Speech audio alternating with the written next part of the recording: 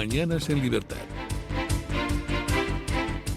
El expresidente de la Generalidad de Cataluña, Jordi Pujol, permanece ingresado en la Clínica Sagrada Familia de Barcelona a causa de una neumonía, según adelantó ayer Catalunya Radio y confirmaron a EFE fuentes próximas a la familia. Los médicos prevén que permanezca hospitalizado entre 4 y 5 días con un plan orientativo para su recuperación. La familia ha recordado que Pujol, de 95 años, se encuentra en una etapa vital en la que una neumonía mal resuelta puede suponer un riesgo significativo. El ingreso se produce a las puertas del juicio sobre su fortuna oculta, cuyo inicio está fijado para el próximo 24 de noviembre. Precisamente esta semana, un médico forense examinó al expresidente para elaborar un informe destinado a la Audiencia Nacional, que deberá evaluar si su estado de salud le permite ser juzgado y asistir presencialmente a las sesiones en Madrid. La propia defensa de Jordi Pujol solicitó al tribunal que determine si está en condiciones de afrontar el proceso y participar activamente o si, por el contrario, debería autorizarse su comparecencia telemática. En los últimos días, su hijo, Oriol Pujol Ferrusola, explicó en una entrevista en Catalunya Radio que su padre tiene ganas de presentarse ante el tribunal, aunque reconoció que físicamente no aguanta. Bueno, total, solo han sido 14, 15 años desde que empezara el caso hasta que llega a juicio. Como el otro día decía no sé quién en las redes, como tarden un poquito más, Jordi Pujol podrá alegar, para no comparecer en el juicio, que padece momificación. Estamos en un país donde los casos de corrupción tardan 10, 12, 14, 15 años en llegar a juicio. Eso no es justicia. Eso es evidentemente lo contrario de la justicia, porque pierde toda virtualidad ejemplarizante. Y al final lo que ve la gente es que cuando alguien que no es importante, alguien que no es un político, que no es un gran empresario, que no pertenece al club selecto de los medios de comunicación, tiene que enfrentarse a consecuencias penales por cualquier acción, pues la justicia tiende a ser bastante inclemente. Pero como seas alguien importante, como seas un gran empresario, como seas un político de renombre, pues entonces la justicia, por alguna extraña razón, tiende a eternizarse y al final aquí no termina pagando nadie. Teniendo en cuenta la catarata de casos de corrupción que tenemos, pues el número de políticos que han terminado ingresando en la cárcel es sorprendentemente escaso. Lo cual, pues tiene su explicación. Si los políticos controlan la justicia, y la controlan, pues lógicamente la justicia tenderá a ser clemente con los políticos o a mirar hacia otro lado. ¿Y por qué digo que la controlan? Pues hombre, porque desde el momento en que tú tienes que son los políticos los que deciden la composición del Consejo General del Poder Judicial, que a su vez es el que se encarga de hacer los nombramientos de jueces, pues el mensaje a los jueces está claro. Si tú tratas de aplicar la justicia de forma ciega, si tú tratas de castigar a aquellos políticos que han cometido tropelías, pues pasarás a la lista de los jueces incómodos, y los jueces incómodos pues tienen más complicado ascender. Por el contrario, si tú eres alguien dispuesto a permitir que los casos contra políticos se eternicen, no lleguen nunca a juicio, y cuando llegan a juicio pues acaben en nada, pues entonces eres un juez de fiar y por tanto eres candidato a ser ascendido en la siguiente tanda de nombramientos. Lo siento, pero ese es el mensaje que se lanza. Y con ese mensaje, pues lógicamente jamás tendremos una justicia verdaderamente independiente. Y en eso están de acuerdo tanto a izquierda, el PSOE, como a derecha, el PP. Porque al final resulta que la corrupción afecta a todos. No todos son igual de corruptos. Tratar de sobrepasar los niveles de corrupción del PSOE es tarea imposible. Han puesto el récord del mundo demasiado alto. Pero vamos, aquí todos tienen para arrojarse a la cara unos a otros. Y al final, pues a todos les conviene ese reparto de la justicia, ¿verdad? Bueno, pues nada, Jordi Pujol ingresado por neumonía a una semana de inicio del juicio contra el clan Pujol. Vamos a ver en qué para esto. Lo mismo se aplaza el juicio hasta el año 2045 o alguna cosa por el estilo. A lo mejor para cuando se vaya a celebrar el juicio son los hijos de Jordi Pujol los que pueden alegar que tienen Alzheimer y que por tanto no pueden acudir. Bueno, mientras tanto, hoy ronda de declaraciones importante en la causa contra la fontanera del PSOE, contra Leire Díaz, que lleva el juez Zamarriego. La investigación que dirige el juez Arturo Zamarriego sobre la presunta trama para obtener información sensible de la UCO y de la Fiscalía Anticorrupción vive hoy un punto de inflexión. No solo por la declaración como investigados de Leire Díez, exmilitante del PSOE señalada en audios como mano derecha de Santos Cerdán, y además también va a estar allí el empresario Javier Pérez Dorset, sino también por el nuevo material que este último, según ha podido saber The Objective, entregará al magistrado. Supuestamente entregará un chat de WhatsApp llamado La Compañía. El grupo, creado en 2020, aunque sus miembros ya se reunían desde 2016, estaba formado por 10 personas, entre ellas un fiscal, periodistas y responsables políticos vinculados a Podemos. Fuentes directas confirman que entre los participantes figuraban el fiscal anticorrupción José Grinda, la periodista Patricia López, el ex líder de Podemos Pablo Iglesias y la responsable jurídica del partido Gloria Elizo. Según estas fuentes, el grupo se creó tras la pandemia para suplir la imposibilidad de verse en persona. En él se habría compartido información del caso Villarejo y recomendaciones mediáticas junto a jurídicas sobre la macrocausa Tándem. Este material será ahora puesto a disposición del juez, abriendo un nuevo frente en una investigación que hasta ahora centraba su foco en la presunta operación impulsada por Leire Díez para desacreditar a la UCO y a la Fiscalía. Bueno, pues tenemos a la fontanera declarando como investigada y al empresario Pérez Dorset también. Y el empresario Pérez Dorset dice que va a entregar al juez información sobre un chat privado que mantenían un fiscal, el fiscal Grinda, uno de los dos a los que intentaron extorsionar presuntamente los fontaneros del PSOE, y además de ese fiscal, pues había periodistas, por ejemplo, uno de los que hizo de intermediario para el soborno de uno de los fiscales, y había políticos, como por ejemplo Pablo Iglesias.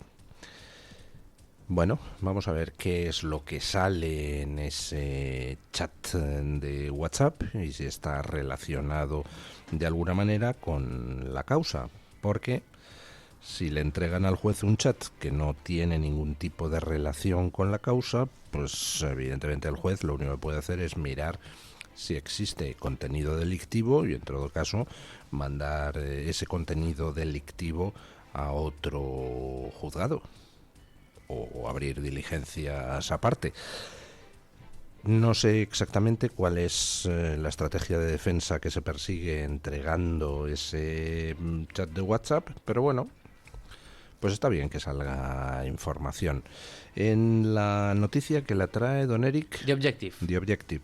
En la noticia se menciona ese caso que parece ser que es el que dio origen a la creación de este grupo de WhatsApp, en el que recuerdan ustedes que Dina Busselham, esa ayudante de Pablo Iglesias, pues perdió un teléfono móvil y ese teléfono móvil al final se lo da un periodista a Pablo Iglesias y Pablo Iglesias pues se lo termina dando a Dina Busselham, pero previamente había accedido al contenido del móvil y había destruido presuntamente alguna información contenida en el móvil porque podía poner en un brete al propio Pablo Iglesias. Aquel episodio un tanto, pues no sé, turbio o peculiar. Pues parece ser que el chat este de WhatsApp está relacionado con aquel caso. Bueno, de cualquier manera veremos dónde llega esa información que el empresario Pérez Dorset ha dicho que va a entregar hoy al juez de la causa. Y tenemos a Romerales en escena. La verdad es que me apasiona Romerales. Yo quiero que algún día me lo presenten, porque llevo tanto tiempo viendo sus andanzas que ya tengo curiosidad por ponerle cara. Ahora sale Junqueras acusando a Alianza Catalana, ese partido de Sílvia Orriols, de ser una creación del CNI. Sílvia Orriols dice que quien es creación del CNI es Junqueras. Apasionante, escuchen. El presidente de RC, Oriol Junqueras, y la líder de Alianza Catalana, Sílvia Orriols, se han acusado mutuamente este fin de semana de actuar como títeres del CNI con el supuesto objetivo de dinamitar el movimiento independentista. Junqueras planteó esta teoría conspirativa durante su entrevista en el programa Salvados de la Sexta, unas declaraciones que evidencian la profunda inquietud que se respira en los dos partidos tradicionales del independentismo, RC y Junts, ante el ascenso que algunas encuestas pronostican para Alianza Catalana. Alianza Catalana no tiene nada independentista, y si el Estado español y sus servicios secretos tuviesen que diseñar algún día alguna herramienta para debilitar justamente el independentismo, este instrumento se parecería mucho a Alianza Catalana. ¿Está diciendo usted que es una herramienta de alguien para debilitarles a ustedes o a Junts? A nosotros no, a Junts tal vez. El crecimiento de la formación de Orriols afectaría especialmente a Junts, que podría perder hasta 14 escaños según el último sondeo de La Vanguardia. Orriols replicó desde las redes sociales burlándose de las palabras de Junqueras de lo que calificó como teorías conspirativas de RC. En su perfil de X difundió el vídeo con las declaraciones del exvicepresidente de la Generalidad catalana y lo acompañó con un mensaje irónico. «Qué bien que hablas en castellano, Junqueras. ¿No serás tú el del CNI?» La dirigente añadió otro comentario elevando el tono contra el líder republicano. «A lo mejor por eso te entregaste tan rápido a los tribunales españoles y te acabaron indultando. No lo sé, pregunto. Farsante», finalizó Orriols. Bueno, pues la verdad es que está muy interesante esto.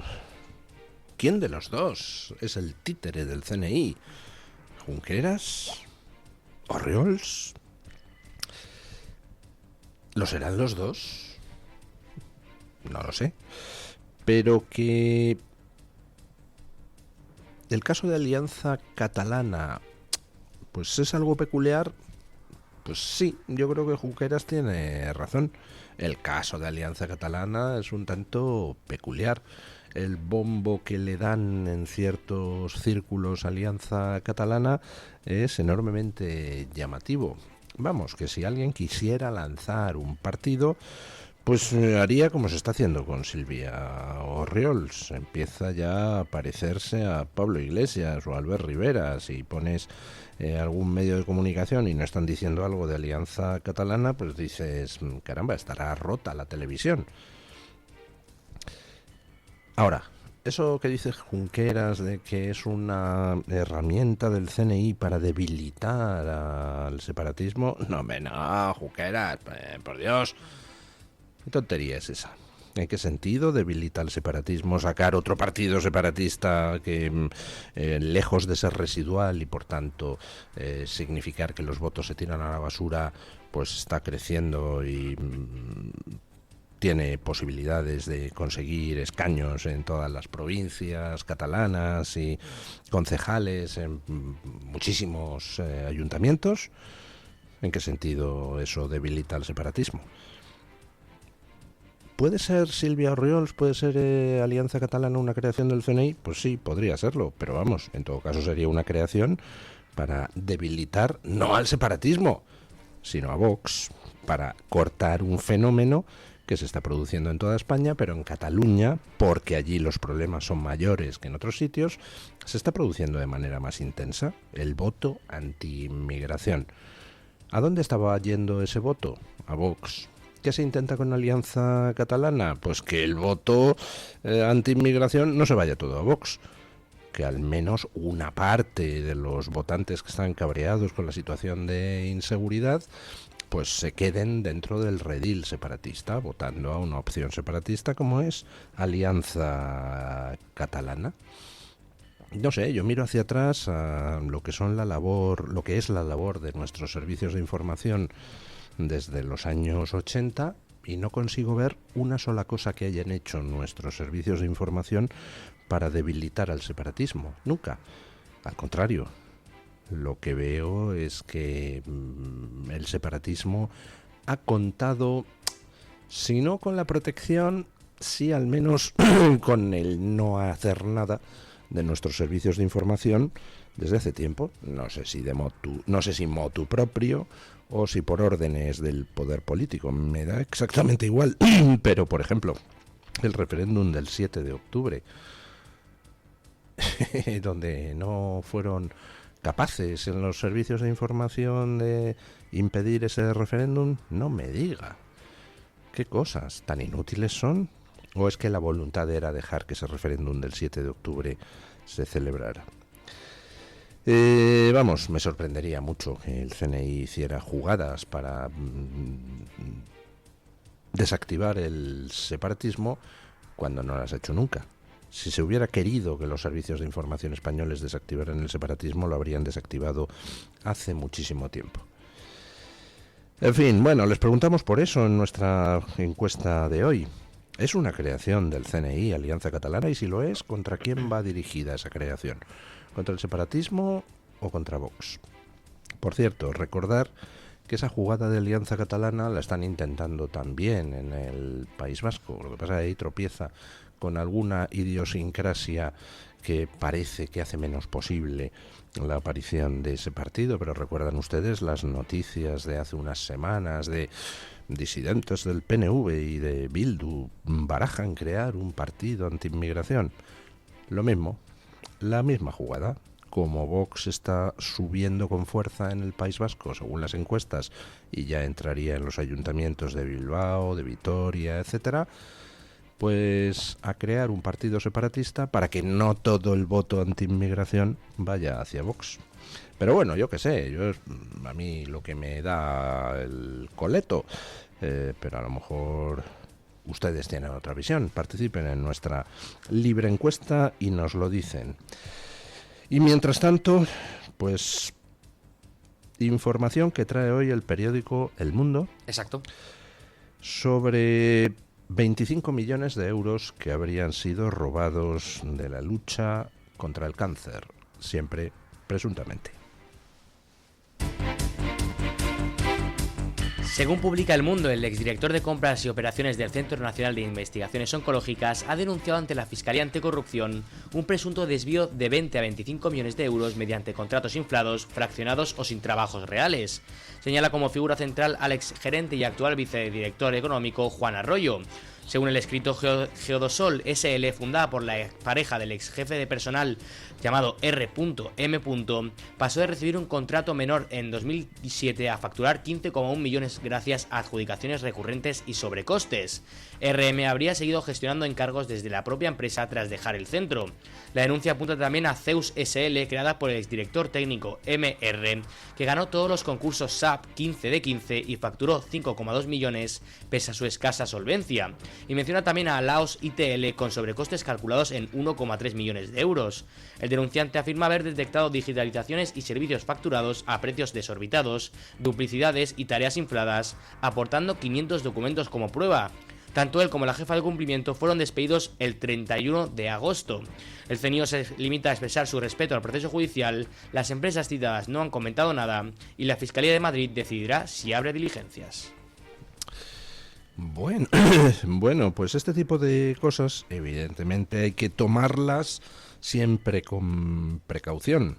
Es alguien que fue despedido en agosto y a raíz de ese despido pasa toda esa información a la justicia.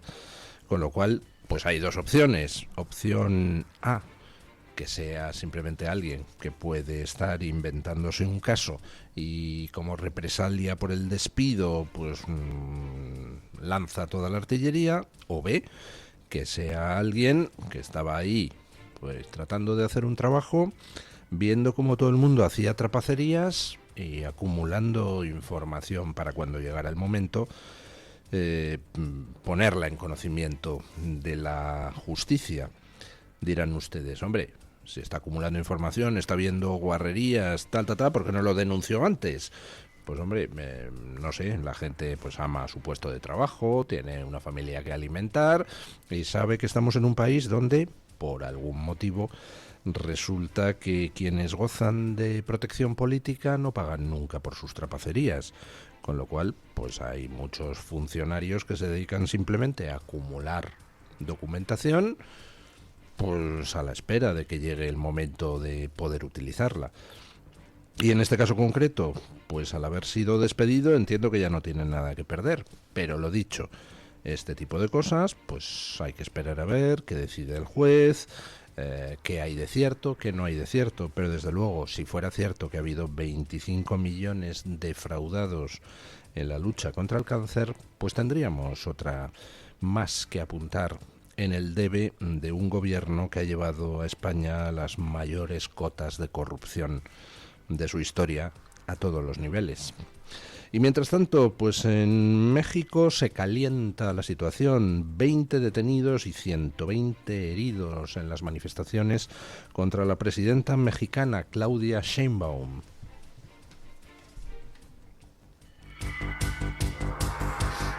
Al menos 120 personas resultaron heridas, entre ellas 100 policías, durante los enfrentamientos ocurridos en las protestas contra el gobierno en Ciudad de México, según informó la policía. Miles de manifestantes salieron a las calles para reclamar respuestas ante la inseguridad y criticar la gestión de la presidenta Claudia Sheinbaum. La concentración, convocada por grupos juveniles de la generación Z, contó con el respaldo de ciudadanos afectados por asesinatos recientes de alto perfil, incluido el del alcalde de Uruapan, Carlos Manzo, ocurrido hace unas semanas. Manzo había pedido mano dura contra los cárteles. Sheinbaum acusó a políticos de derecha de financiar las marchas para desestabilizar a su gobierno. El sábado los manifestantes lograron retirar partes del vallado que protege el Palacio Nacional, donde reside la presidenta, lo que provocó que la policía utilizara gas lacrimógeno para dispersarlos. Las autoridades informaron que 20 personas fueron detenidas por delitos como robo y agresión, según declaró el secretario de Seguridad, Pablo Vázquez. Bueno, ya saben ustedes que en México lo de la violencia política pues es... no diré cotidiano, pero casi. Y hace pues una semana fue asesinado un alcalde, el de Uruapan, Carlos Manzo, que estaba combatiendo las actividades del narco, que había denunciado las amenazas del narco, que había pedido ayuda y colaboración a Claudia Sheinbaum y que había obtenido por respuesta un clamoroso silencio. Y este fin de semana pues se había convocado una manifestación en la plaza del Zócalo de la capital mexicana para protestar contra Claudia Sheinbaum, a quien se acusa de tener relaciones con el narco, o al menos de no ser lo suficientemente contundente contra el narco. Y la verdad es que la manifestación fue pues bastante multitudinaria, a pesar de los intentos del gobierno mexicano por desactivarla y a pesar de las amenazas del gobierno mexicano. Y al final pues se produjeron brotes de violencia cuando los manifestantes derribaron el muro que había levantado Claudia Sheinbaum para proteger la sede gubernamental. Hubo 20 detenidos, 120 heridos, y algunos pues han tratado de presentar estas manifestaciones como un equivalente a las manifestaciones de la generación Z que se están viviendo en algunos otros países, aunque en realidad desde mi humilde punto de vista pues no tiene demasiada similitud, al menos de momento, aunque sí es verdad que han sido manifestaciones que se han tenido que convocar prácticamente en exclusiva a través de las redes sociales. Bueno, vamos a ver cómo evoluciona el tema en México. Pero está claro que México es un estado, si no completamente fallido, sí con numerosos problemas. Es un estado donde el narco tiene una influencia enorme. Es un estado donde los dos últimos gobiernos mexicanos, el de Sheinbaum y el de López Obrador, pues han efectuado reformas legislativas que han allanado el camino al narco para controlar aún más la justicia.